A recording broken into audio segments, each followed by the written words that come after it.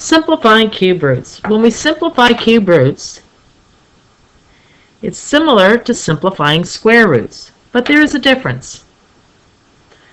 When we simplify cube roots, a cube root can have a negative under the radican. So a cube root can have a positive radican or a negative radican. So let's see why. Here we have 2 squared. 2 times 2 is 4. And we take the square root of that, and it's 2. Negative 2 squared is 4. And we say that's 2. 3 squared is 9. And that's 3. Negative 3 squared is 9. The square root of 9 is 3. So here, whether we squared a positive or squared a negative number, the radican was positive. And when we took the square root, we chose to take the positive square root. And that's what we do. Now, if there was a negative in front of the number, here, we would call that a negative 2. If there was a negative here, we would have chosen the negative 3. So unless there's a negative sign in front, we will always take the positive square root. Unless we're solving an equation. When we solve an equation, if we were solving an equation and we were taking the square root of 4, then we would say our answer is plus or minus 2. So if there's nothing in front of it, we always take the positive square root, the positive number. If there's a negative in front of it, we take the negative. And if we're solving an equation, we write both plus and minus 2.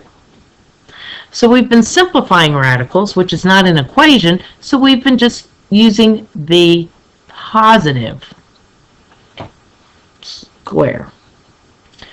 Alright, so here we have the cube root. Now the cube root's a little different. It's clear whether it's going to have a positive or negative answer, because the radican can be positive or negative. Let's see why.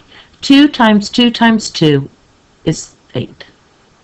The cube root of 8 is a positive 2. Negative 2 times negative 2 times negative 2 is negative 8. And since it's odd, the cube root of negative 8 is clearly negative 2. 3 cubed is 27. The cube root of 27 is 3. Negative 3 cubed is negative 27.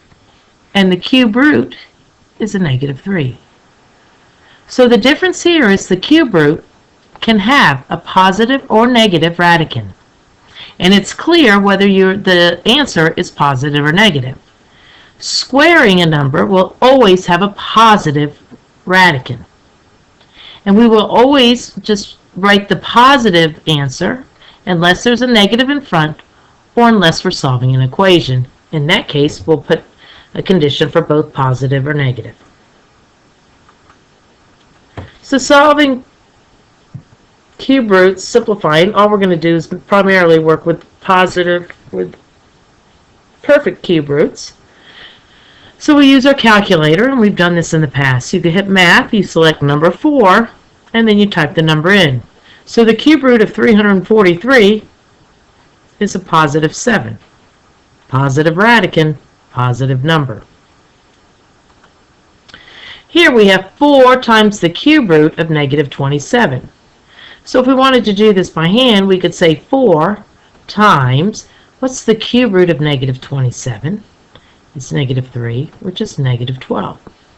Or we could use our calculator and type in 4, then choose math, number 4, and type in 4 cube roots of negative 27, and we get negative 12.